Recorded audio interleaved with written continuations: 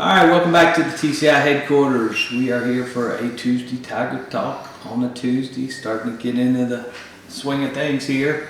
Obviously, you guys did your Facebook Live yesterday, hit up on Monday's interviews. Today was pretty limited on players, but we did get Dabo. I guess we'll start, Davis. What some of the things you heard from Dabo? Well, a lot of nostalgia, I guess, was the biggest thing. Him talking about that BC win in 2008, his first win ever as Clemson's head coach. Of course, he was the interim then, but basically came out today and said, they don't win that game, he's probably not here. In these last 15 years, probably don't happen. Now, the fact they went on to win 3 more games at the end of that year probably had a lot to do with it too. But it was interesting just hearing him talk about, just how that sort of catapulted, this era of Clemson football under Dabo. Because I think, when Tommy Bowden was let go, they lost the first game, that Georgia Tech game under him, and then they had lost 3 in a row, and that program obviously was sort of reeling at that point. But talked a lot about that and just sort of the good bad memories he's had from their trips to Chestnut Hill over the years. Obviously sort of the catalyst, at least in his mind, to where they are now and sort of the origin story of all this. But then, from a personnel standpoint, the big news out of today was he revealed that Brian Brzee will not play against Boston College with that non-football medical issue that he's dealing with. Now, he did say he's back and practicing, but he's more doing like cardio stuff, conditioning program, going through he called it sort of a protocol before I guess he gets back into full contact stuff and things like that. But said he's hopeful that if everything goes well this week, that that he'll be back ready to go, I guess, for the next game in Florida State. Yep. Yeah, he's obviously they're going to take it very careful with Brian. The BC thing, he does that every year. He talks about the nostalgia and goes back to that. And, the early years up there have been some difficult trips up there. Yeah. Lately it hasn't been too much of a problem, but obviously that game always will be special for Dabo in his mind. Sam, what are some of the things you heard from Coach? Well, I thought it was interesting that he kind of just talked about how BC was probably their most physical game last season, and obviously that game came down to the wire again. BC obviously had a backup quarterback in there, so it might be a little different. They were a lot different than they were last year from a personnel standpoint on both the offensive line, defensively. But I think the point that Dabo was trying to make is we know that it's going to be a physical game. And it kind of went into detail on that. I think another thing, because he did talk a lot about Boston College, is kind of mentioning Zay Flowers. So he talked about just watching him on film, like where's Waldo, and I mean honestly, it's going to be Clemson's toughest challenge. And obviously, when we do talk about the BC game, his name will come up for sure. But I think he also, just going back to personnel stuff and talking about his own team, just gave a lot of praise to the tight ends. And I don't think, obviously we knew this, but Dave Sallin ended up being the player of the game. Just looking at the box score, you probably wouldn't assume that, but he pretty much affects every play. So kind of interesting how he's, from his vantage point, how the tight end has become more a part of their offense. And it's always been a part of their offense, but I guess compared to last season, where they just really didn't have the opportunity to get them involved, and Braden Galloway was hurt a lot, and Davis Allen was banged up as well. But I thought it was interesting to kind of hear Dabo just kind of rifle off that position group, and he was like, "Well, Bringstorm can win a Mackey Award," and he very likely could. But he gave a lot on that, and I think it was also interesting to kind of hear where he sees DJ right now compared to when he last played at Boston College 2 years ago, and kind of where he's developed, where he's made his strides. I mean, he's a completely different player, completely different quarterback, and it would probably be a neat just kind of barometer for Clemson, and I think that's kind of what Dabo was alluding to kind of just see how that growth in 2 years, because obviously he played very well against Boston College in place of Trevor, but the last time they played them, it didn't exactly go that way. It was a very defensive matchup, so I think it's just be a good barometer to kind of see just the growth. And I mean, I think each game has been like that. Like NC State obviously was a good barometer for how we played last year to this. So, like you said, a lot of nostalgia with BC and a lot of respect for a program that is not having its best season, but there's still a lot of physicality, physical players, and I think they're expecting a dogfight up there. They got a win last week, so they'll be a little more confident. He talked about Makuba today. One thing to talk about there is it's just like, hey, he's our best guy. So we're going to use him here, we're going to use him there, going to use him wherever They need to. Well, they listed him as a starter at either or on the cornerback Yeah, position. so- So he's starting in 3 places apparently. So. He's a great player. Obviously, he's a little limited with that injury he's got, but came out and helped settle things down a little bit. Although he didn't get to play very long last week, Right. so be interested to see how the rotation goes. I do not expect to see Jones this week from some of the things I've heard. So I think it's going to be Makuba and Wiggins and Pride and a little bit of the same mix we saw last week. And he mentioned Fred Davis too, and talked about how he's liked the response he's seen from him after getting benched last week, because he did not play a single defensive snap. I think he played only on special teams, if I'm not mistaken. Neither did Jaden Lucas, and he said that Lucas has been a little casual, I guess. But I mean, I think that's natural with a freshman, just learning the nuances of the game. But Pride definitely didn't look like a freshman with the way that he played against NC State. Quick.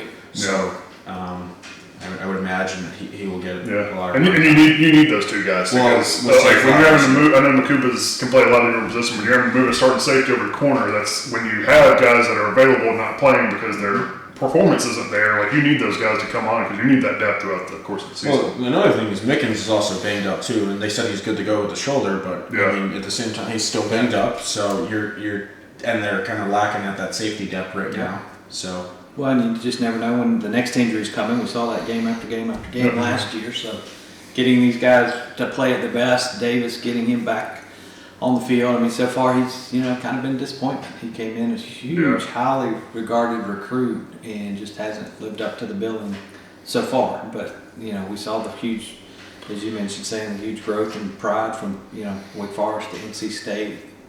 Lucas will get his shots down the road, but you really need Wiggins and some of those older guys to step up there. There's a lot of growth from Wiggins in NC State as well. So, and some of that was the difference in the schemes they ran this week. I think that made those guys a lot more comfortable. I agree. And even Dave Dorn talked about it after the game. Talked about they just dropped 7 or 8 guys in coverage. And that was.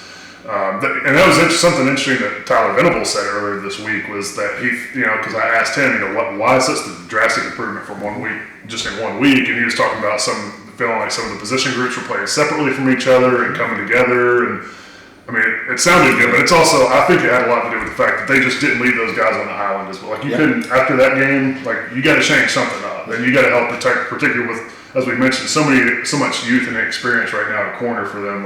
They started playing more cover 2, cover 3, and I think you're going to see a little bit more of that going forward. Well, the defensive line is also going to either rush the passer without having to send blitzes and that sort of stuff, and I think they were able to do that a good amount on this past side. That's true. I mean, you can't drop 7 guys in coverage if you're having a blitz, right? Exactly. Yeah, and they did that, and I think we're going to see XT out there this week. Definitely next week. We'll get Brian back next week, so we haven't seen that full complement. The defensive line is there to cause the pressure, and we'll see whether they can continue to do that. Obviously, the secondary looked a whole lot better Saturday night than they did against Wake Forest. We had a couple of players today. I was up there for them. So Jordan McFadden and Phil Maffa. McFadden obviously is a seasoned veteran. He's been here a while. Gave a little bit more, but I just talked about the improvement of the offensive line, just kind of where things have improved. Just kind of what he's seen from Blake Miller, just that progression.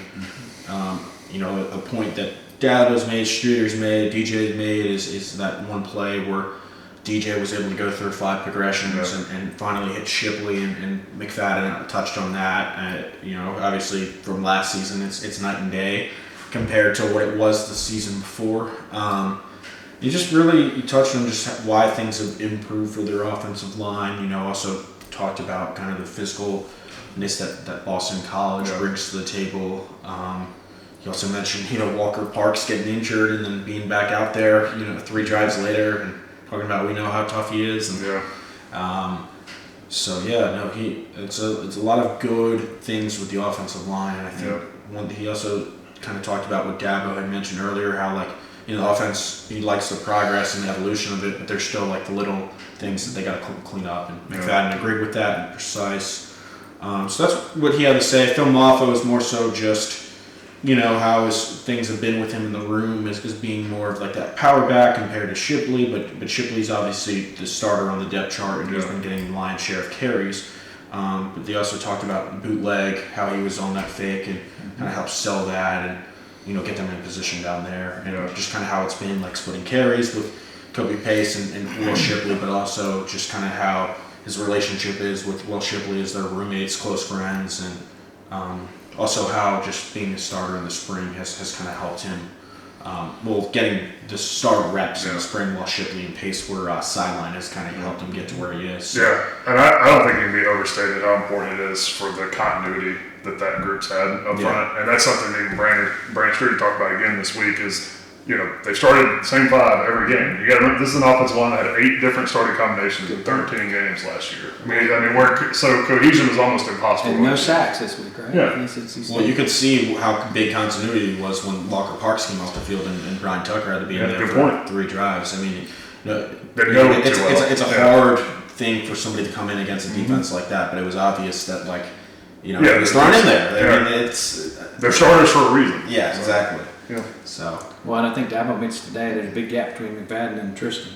Yeah. Obviously, Tristan came in, top 20 national recruit, but they still got some work to do. I think that's not unsurprising though, just considering that McFadden is probably going to be a high draft pick and Lee is still developing as a player. A little surprising based on his ranking, maybe. People expected when you're a 5-star top 20 national player, sometimes you come in. Start right away. Obviously, we see that with Blake Miller, who's not as highly regarded. But offensive line is a position where I think it's one of those that's real hard for the analysts to pick those guys and to rank them because they miss on that a lot. I think it also was. I think the staff has kind of hammered home how difficult it was for both him and Lithicum not to have their senior season, and maybe how that's kind of put them for having them climb up a ladder. Yeah. From a development standpoint, and why somebody like Blake Miller can play right away because he played his senior season. The good news is, they need to get that second team elevated a little bit. Yeah. And Dabo talked, I think, today about how we're giving them all the reps in practice and we're sticking them in there and we're trying to, get them what they need there. But you like to see some of that translate into the game because just like what happened Saturday night is you don't know when somebody's going to go out for a day. Yeah. Particularly at the most physical position on the field. When you're hitting heads with somebody every play, there is a bit of a degree of luck that's involved when you can have all 5, the same starting 5 every game. So you're right. They need some guys, but I still wonder where that is. Maybe just the fact that maybe Blake Miller was that good, but it goes back to what we were talking about back in camp when they made the move to put Blake Miller at right tackle and move Walker Parks inside. Is that maybe more of an indictment on maybe some of the other guys they have on the interior not being ready? Well, you talked about it today that Dietrich is still seems like he's still a little away from being where they want. And did he mention his weight today? He didn't hear just. The talk. I think it's just more of a mental standpoint. Okay. He just said, which is interesting because he was a guy that he talked about last year. He was ready. He might have started for us, and now I guess he's third team at this point. Yeah, I guess the 2 guys he talked about the most were John Simpson and Colin Sadler. Yep. All right, guys. Anything else? All right. Well, that's our recap of Tuesday Tiger Talk as we get ready for Boston College and reviewed NC State. Stay tuned to Clemson Insider. We'll have everything covered all week long for you as we head up to another trip and hopefully another victory, another step closer to being back in Charlotte for the ACC Championship. Stay tuned to TCI for the most complete coverage of Clemson football.